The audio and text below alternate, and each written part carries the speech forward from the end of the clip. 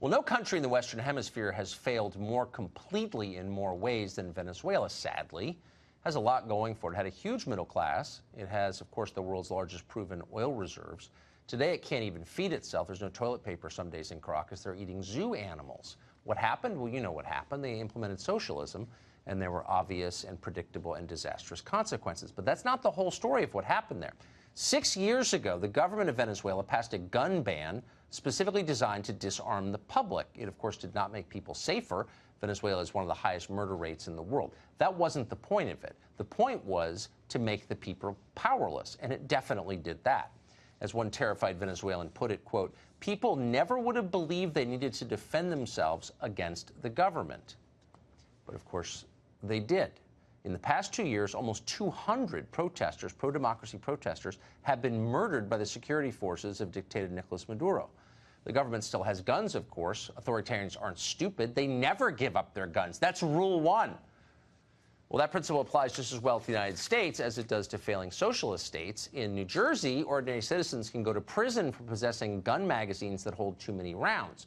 But lawmakers there just changed the law to ensure it doesn't apply to police. They know larger magazines can be helpful for defense.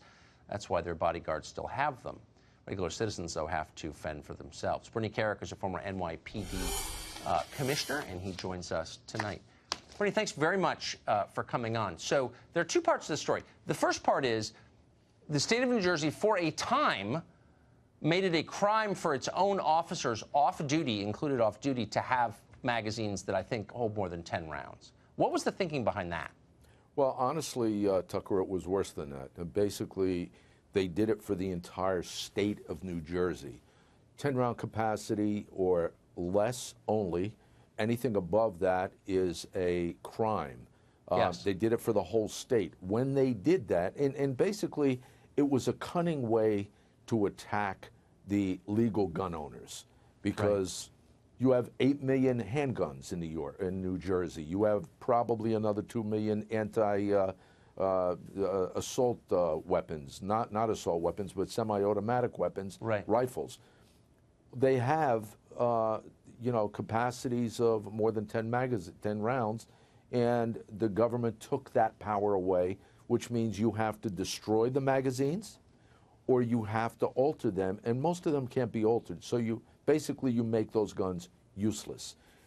When they did this, they also added off-duty police officers, which is completely bizarre.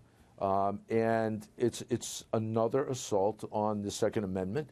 But more importantly, you have off-duty cops that many of them carry their on-duty weapon off-duty. Of course. If it's a 9mm, it has 12 rounds in a magazine, or 13 or 14, it now becomes illegal. So God forbid that cop off-duty gets involved in a shooting, and he's held criminally liable. He could be held civilly liable. It's a major, major problem. It's dangerous. So I want to go back to something you just said a second ago, because it gets to the heart of what makes me nervous about this whole conversation and why I'm starting to suspect the other side is arguing in bad faith.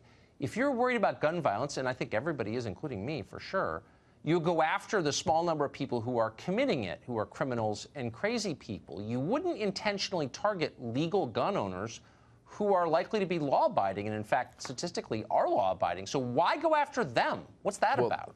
That's about taking the guns. That's about taking guns. That's the only thing I can think of. These are legal, law-abiding citizens that have been vetted, that have been background checked, that have all the stuff they need to purchase the weapons. Well, the governor decided, we're going to take every magazine in excess of 10 rounds. And basically what that does, that's a lot of magazines. But why would you, so your goal, if that's your plan, is to disarm legal gun owners, to take the resources from stop and frisk, trying to find people who shouldn't have guns who possess them, criminals, and go to legal gun owners, it's not really about reducing the crime rate, is it? No, absolutely not, because, listen, the bad guys don't care about your gun law. They don't give a damn about that gun law, and they're going to have magazines that have double the capacity. It doesn't make any difference to them. It's not going to have any impact on reducing crime. So I don't know what the purpose was, but I do know right now, even as of now, and this broke on Thursday or Friday, when the Bergen County prosecutor put out a memo to the cops saying, be careful because of this rule, of this law. Even today, as we speak, they've revised, there's a revision to the law, but the governor hasn't signed it.